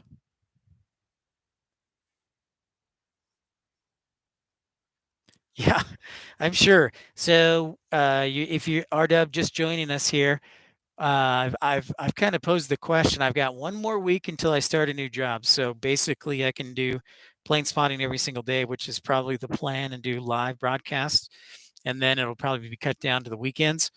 But I was definitely considering Arizona or like Las Vegas for the weather because as much as I love, going to Colorado and all those high altitude airports, I've pretty much had it with the snow and cold weather. So I'm definitely debating that. Thanks, man. I appreciate it. I honestly, I'd rather be doing this, but I guess you need a little more reliability. So in the meantime, so be it, and we'll roll with it. Oh, and good news, Infidel. Nobody from the parking tow truck has stopped me today, so that's good news. Yeah, I agree. Arizona is a great place, RW.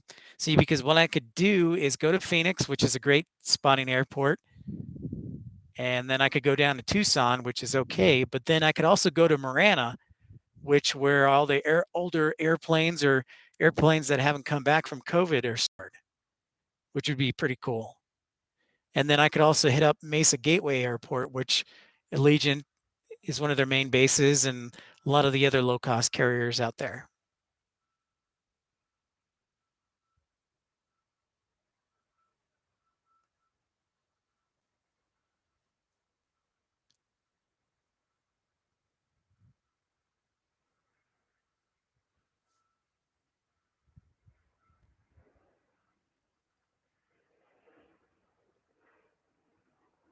Yeah, no, I understand that, RW.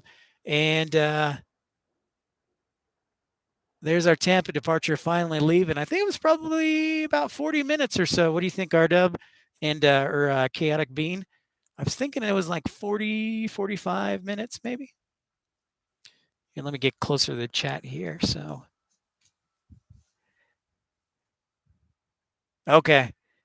Oh yeah, dude, Justin, there's totally it goes underneath the road, so the road into the airport, the trail goes underneath it and you end up on the other side and can walk all the way to the Hyatt place if you know where that is. So it goes completely across the south end of the airport from like South Temple all the way across to the other side to like the Hyatt place and Amelia Earhart Way, I think is it. So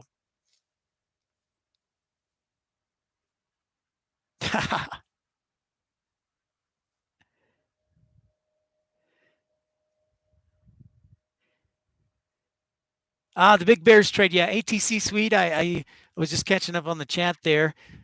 So I'm thrilled. I have confidence in Justin Fields. I think that we will be in good shape. And plus, from Carolina, my understanding is that we get 2 first round picks, one this year, I think, which is number 9, and one next year. And then also 2 second round picks, one this year and one next year. So I'm thrilled. Could not be happier. I think it's definitely the right move.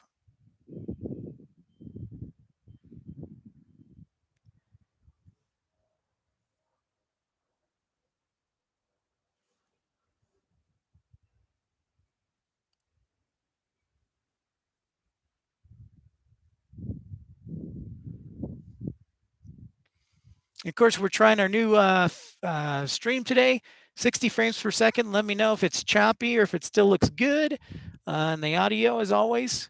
So we're trying to improve things as best we can. Yeah, Justin, if you follow the path, it absolutely 100% goes underneath the road and then to the other side of the Hyatt Place. So sometimes I actually will go to the west side first and then ride my bike that way. Or that's where I'll spot like runway 3-4 left. It has a fantastic vantage point, like straight overhead. So if you catch one of my videos, go Broncos. What? Oh, ATC Swede, we are now best friends and best friends forever. That is awesome. Wonderful news.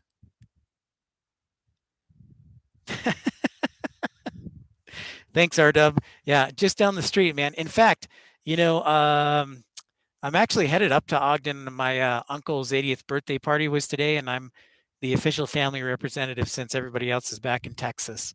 So I'm actually going to be up your way, and that might give me a chance to see if there's any good vantage points to doing plane spotting there at Hill. Obviously, I don't have military credentials, but you can still see them like on the Riverdale side. You can see them coming overhead and arriving because, as you know, the Air Force Base kind of sits on a mesa from coming from the north, so everything is below. And then what is it? What's the road on the south end?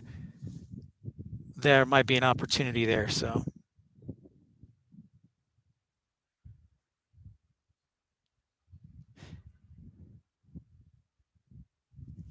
Infidel Fireman, I'm officially banning you from the chat, and I'm going to call Mark and tell him to give you the hardest, hardest inspector for your for your oral test.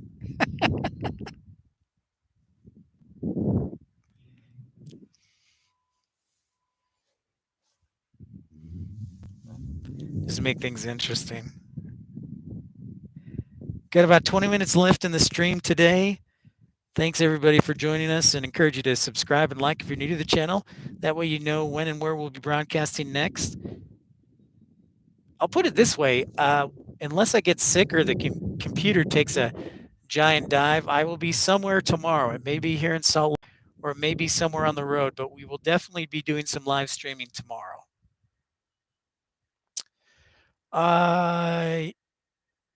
ATC Suite, absolutely. I would say first and foremost, a Cubs and Blackhawks fan, and a number 2 is the Bears. So quickly behind probably the Hawks and the Cubs is the Bears. And then Bulls, yes, but I was more of a Michael Jordan guy, and so that was kind of the glory days for me. And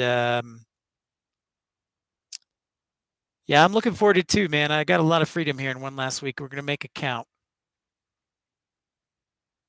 Don't cross into Broncos land with that language.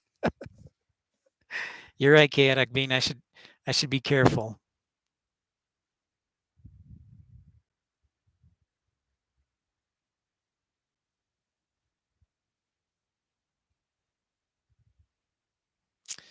So ATC Suite, yes, definitely Cubs and Blackhawks right there, number 1A. The Bears, the Bulls, and then the White Sox we don't cheer for. That nobody, no.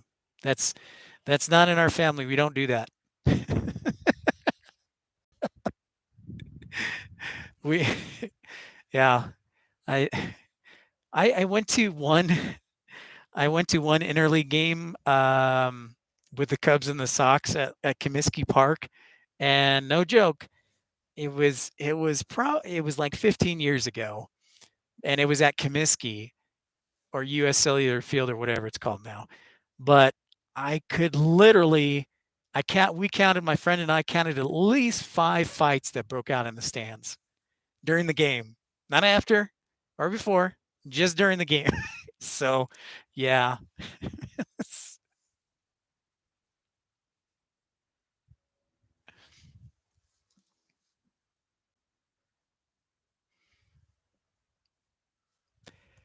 Yeah, I love hockey, ATC Swede, and being from Sweden up there, there's some great hockey players. I always wanted Peter Forsberg on the Blackhawks. Always wanted Peter Forsberg. So he was one of my favorites. And speaking of which, I do need to get back to Chicago. I was talking to my sister about it. So maybe that's one of the trips we'll make. We'll do like a quick flight Friday night and then plane spot on Saturday and then get back before work starts. Now, ATC Suite, we got to become best buds because I want to come over and watch hockey there.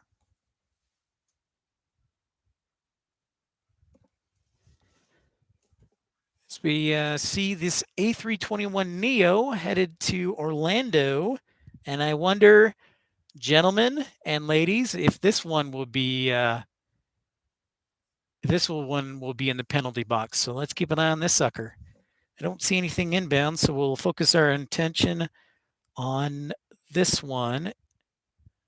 See what the verdict is.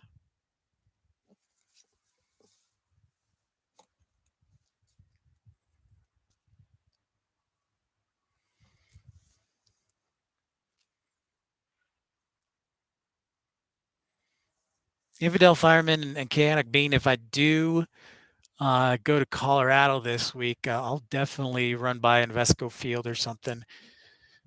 Um, I still have hard feelings for the Avalanche because anybody other than the Blackhawks shouldn't win the cup. So, and there you go, folks. Looks like the Delta flight to Orlando has been put in the penalty box. Oh, I would love to. I will definitely do that, ATC Swede. And it'd be a double fun thing because we could talk shop, aviation shop, and watch how you guys run everything there over in Sweden and Europe. Because I know it's similar but a little bit different. So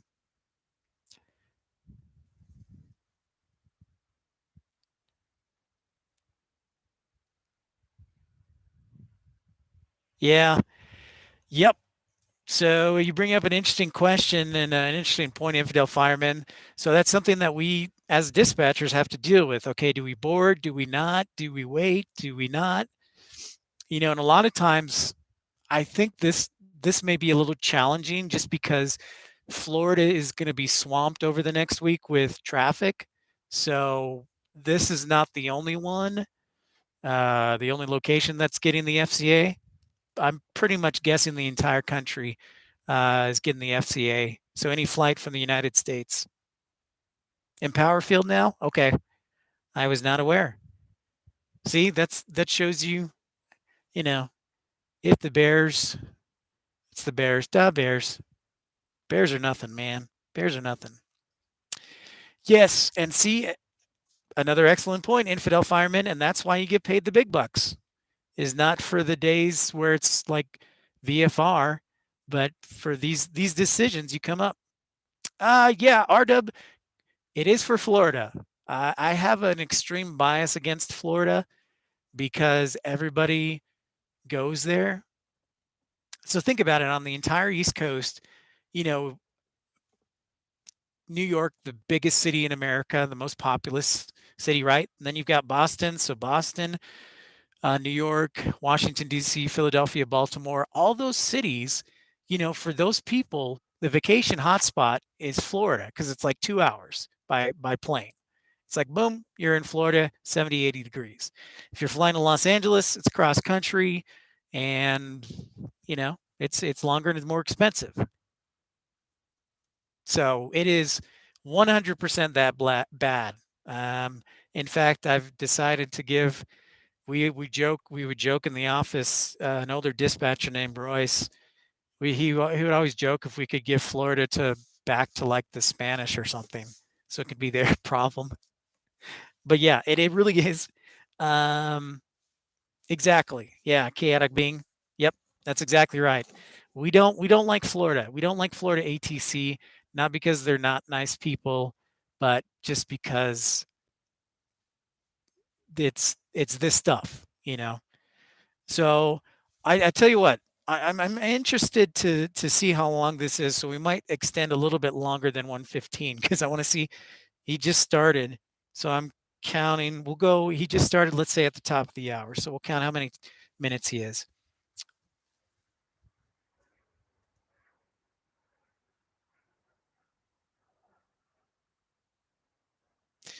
Yeah, I would agree with that ATC Swede.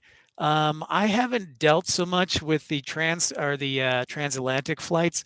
I so that's one of the things I'm interested to work with a little bit more.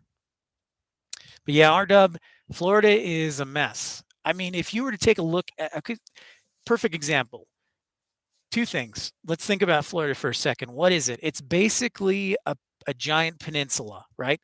Because you've got the Gulf of Mexico on one side and you've got the Atlantic Ocean on the other side. So you've got a defined small strip of land that can only fit so many planes. Because a lot of the planes, here's another thing to complicate things, some of the planes don't have over water capability. So they can't fly over water because of they don't have the necessary satellite navigation technology. So they have to stay within the confines of being 50 miles offshore. So that's another wrinkle. So on top of that, and then Florida is a small piece of land. So there's only so much space, right? You can fit in that long, skinny piece of land, or so many planes you can fit in that small, skinny piece of land to fly. So I'd encourage you to look at flight radar right now and see how much traffic is in Florida and how much traffic is coming down from the East Coast. It's really fascinating, but it's also a giant mess for ATC and for dispatchers and for captains because they're like, because we'll get calls and be like, are we going to go out? Are we going to block out? Or are we going to just stay at the gate? What are we going to do? So most times, yeah, it's definitely unique and different. See, the military is no offense, man, but I think the military is pretty sweet. So you kind of get like carte blanche and get to fly anywhere. At least how I perceive it. Um, so you have that small defined piece of land.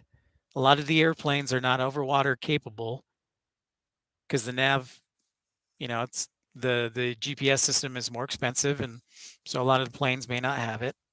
Yeah, see exactly. You can do whatever you want, and I mean this in the most loving way. But yeah, you can do whatever you want, whenever. But for the civil world and the commercial world, it's a whole different set of rules. Yep, exactly, infidel fireman. See, this is stuff that you're going to learn only here and nowhere else. So with that, if you're new to the channel, I encourage you to like and subscribe because knowledge is power, and I'm giving it to you right here. But yeah, Florida, there's only so much land. There's so many flights. People want to go to Florida because it's warm. So I always said I always said that if I were to start an airline, that the only places I would fly and chaotic being, let me know if you agree with this, in Florida would be like Panama City, Pensacola, and Fort Walton Beach because they're they're not on they're the arm part of the state and most times wouldn't have to deal with the FCAs because you're never crossing that line. You're always landing before you have to cross that line. Well, thank you, Billy Bull, and thank you, R-Dub. Yeah, I agree. Thank you, man. It's good, and we're looking forward to keeping track of you once you're overseas. Obviously, limited communication, but we're all, supportive of you, and it's a great channel. I agree. Great people.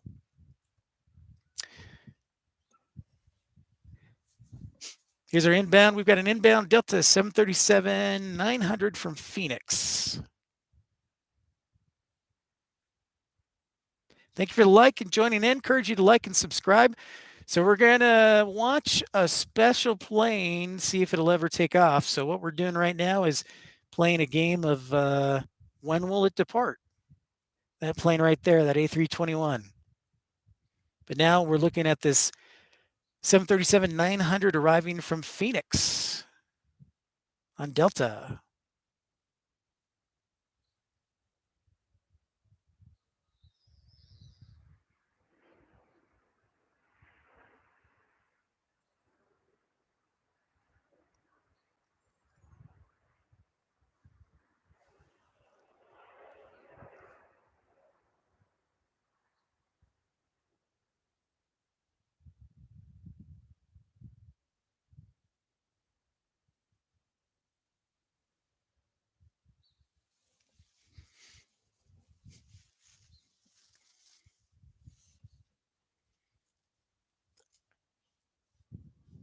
Thanks, Billy Bull. You're cool too, and everybody here.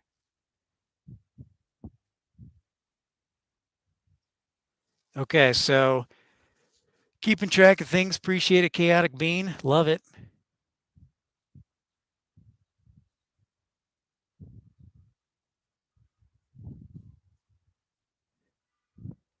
I think Pensacola would be cool. The Naval Air Station, and then VPS, which is your joint military and commercial operation there. But yeah, I would stay anything that is in the handle part of Florida. I would fly, except for Jacksonville. So that way, I could avoid every single FCA.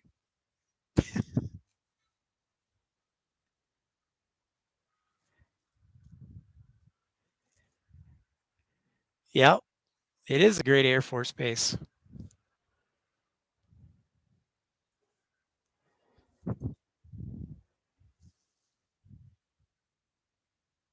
A lot of hot women.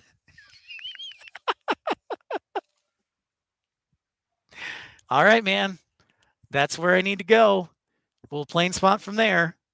We'll do live streaming from there for the entire week. Oh, that's pretty cool, Infidel. That's awesome.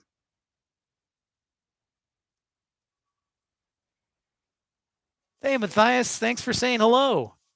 Welcome. Willkommen from Germany. We're here in Salt Lake City in the United States.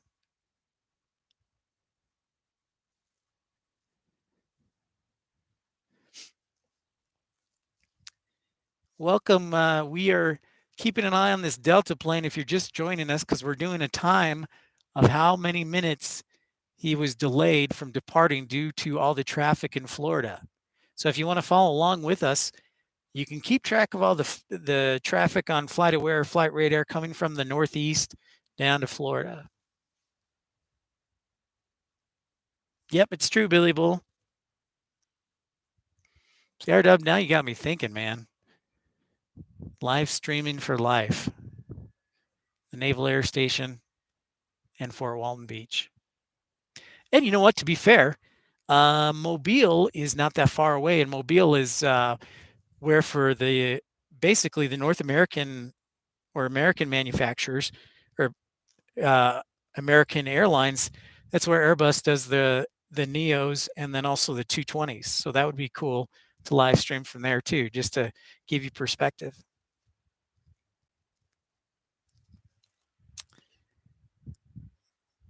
Yes, we are chill here. R-Dub totally.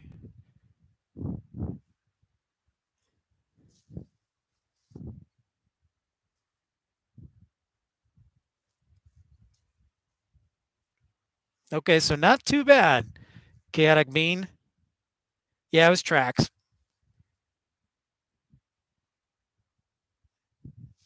It's true. Got the Blue Angels down there. All right, so what are we going to call it? We're going to call it 20 minutes. Chaotic Bean 25. It actually wasn't that bad. So, Infidel Firemen and all our dispatcher posses, pay attention, man. You know how to work the phones with ATC. You can reduce the time a lot. So you'll call into ATC. They have this big operation center and yeah, for sure, some a big operation center in suburban Virginia, and they keep track of all the flights throughout the entire country. But you'll call in there and say, "Hey, I've got this flight Delta 506 from Salt Lake City to Orlando. Any way you can update my wheels up time?" And they'll be like, "Is he ready to go?" And he's like, "Yeah, he's holding short of the runway." Or they'll say like, "No," or they'll give you a modified time. But that's your job. One of your jobs as a dispatcher. One of the many jobs you hold as a dispatcher responsibility to try and move things along. So 24 minutes. Okay, not too bad. A lot shorter than that Southwest flight. So that Delta dispatcher, I think, was working some magic. So kudos, and that's a perfect example, Infidel Fireman. That's what you're going to do in Chaotic Bean, and that's what you're going to do is you're going to call ATC and be like, "Hey, can I get this updated?" I'll be like, "No." They'll be, "Yes." "Is he ready to go?" "Yep." "He's short of the taxiway." "Okay, your new time is, 1:15, 1:16. So it's fascinating stuff. And that's part of the reason I love doing this and talking about it because, like I mentioned before, it just gives people knowledge because they they don't know this, and this is why part of the reason I did the channel is to get the knowledge out there.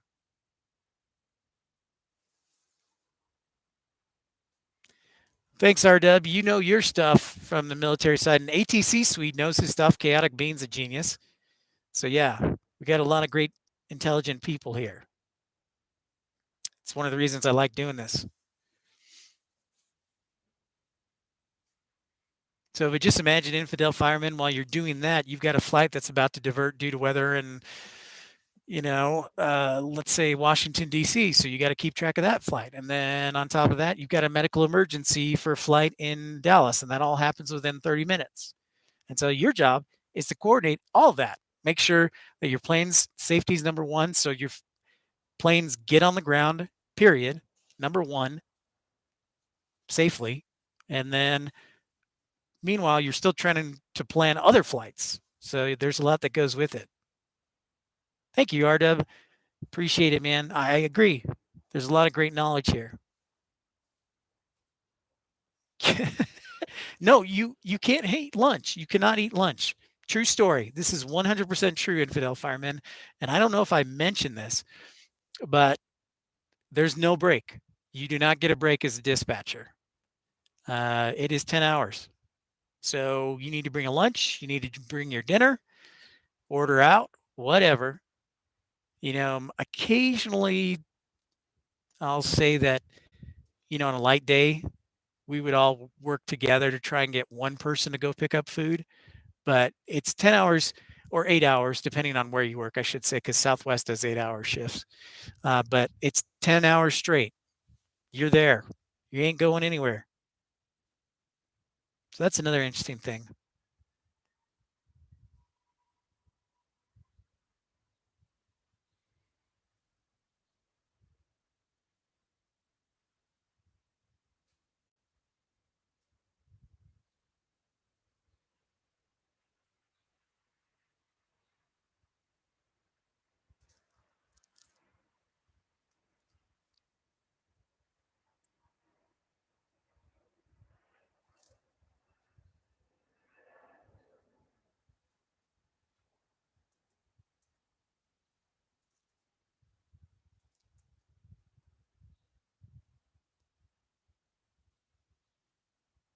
Off to Orlando. Not too bad.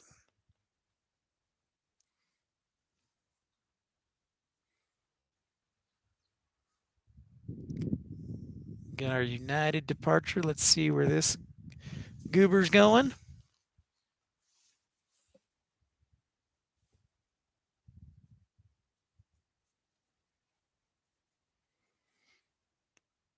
All right, so this will be our last departure, headed to Houston on a 737-900. And I'll get to the chat in a second because I want to recap things too.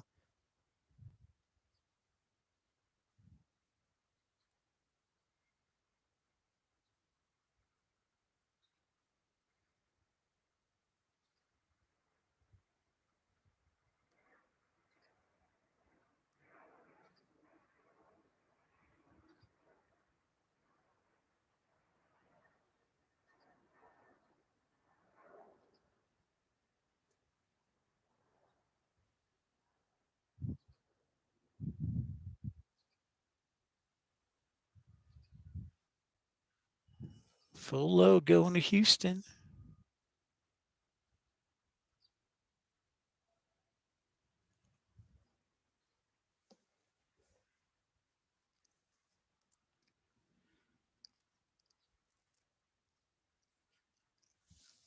All right, boys and girls. So we're wrapping things up here.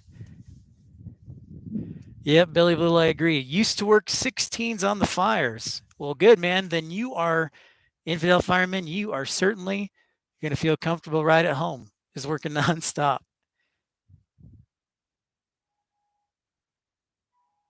Yep, you're right, Chaotic Bean.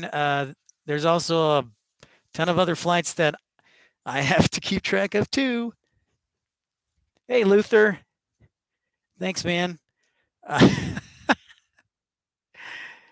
Thank you. Yeah, infidel fireman. This was a great one. I, I, I really enjoyed it, and it was great weather, and love all you guys doing fantastic things, and um, it's a lot of fun. But yeah, I was gonna say that we would never, we would, we would rotate like picking somebody when I worked the morning shift to go get food, because it was, we couldn't leave, and we were working 10 hours straight. Yes, welcome, Luther. Good to have you on board. Thanks for saying hello. And thanks, El Cray. El Cray, we'll talk to you soon, dude. Appreciate it. But this has been fun. It's been both entertaining and informational, and that's what I like to bring. So I do want to say one last thing is, so we talked about the FCAs and for infidel firemen, but also anybody who's interested, the FAA has a page where you can see some of these things about delays and things like that. Yeah, Chaotic Bean, I agree, man. I'm trying to work hard, especially this upcoming next week. I'm just grateful for each one of you. So let me give you the website because I encourage you all to tune into it or check it out, because this will give you some good knowledge and background, because this is kind of where the FAA puts some of their delay info on, and it's could be confusing or it could be helpful, but I just thought it was interesting. And this is all public information, by the way. This is, isn't top secret or anything. If you Google this, you have full access to it. But I wanted to share this with you since we're on the topic. Um, is this so 1881? Yeah. All right. So the website I just shared in the chat, it's called the OIS page. And basically, what it is for dispatchers, pilots, people in the operations, that page will give you information. So if you go there, you click there, gives you the home page. It'll give you some information about delays. It'll give you some information about the FCAs. And I know some of those things you have to learn. So they can be cryptic, but there's also some pretty basic stuff that says Newark has 45-minute delays due to weather. So infidel firemen, since you're in school, and Chaotic Bean, of course, and anybody else who's been a pilot and whatnot, I would encourage you to check that out, because that's something that we as flight dispatchers and pilots use every day, especially when we have weather situations or like the FCA that we saw today. So yeah, in Solon Creek, Billy Bull. Hey, Martin, thank you so much for saying hi. I love Switzerland. It is a beautiful country. We are in Salt Lake City International Airport. We're just wrapping up our broadcast for now, but I encourage you to like and subscribe, because I'll put out a video to let you know where we're going to subscribe and be at next. So Encourage it. Yes. Welcome, Martin. That's wonderful from Switzerland. So check out that website that's in the chat. See if it's geeky or if it's cool. One way or the other, we'll be back on the air tomorrow.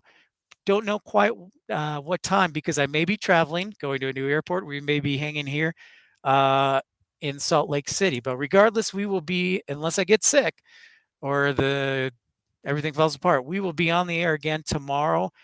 Zurich, even better. I want to be there for sure. So we'll look forward to seeing each one of you tomorrow, hopefully. In the meantime, great broadcast today. Great conversation. So awesome that all of you could join and get some rest. And we'll talk to you tomorrow. And I'll put out a video. You stay healthy as well, RW, and enjoy the leave time. And we'll talk to you guys again. Put out a video tonight or tomorrow morning. And we'll see you tomorrow. So for now, see y'all. Take care. And from Salt Lake City, it's Pip and PPL, Pip's Plane Spotting Live, signing off. See ya.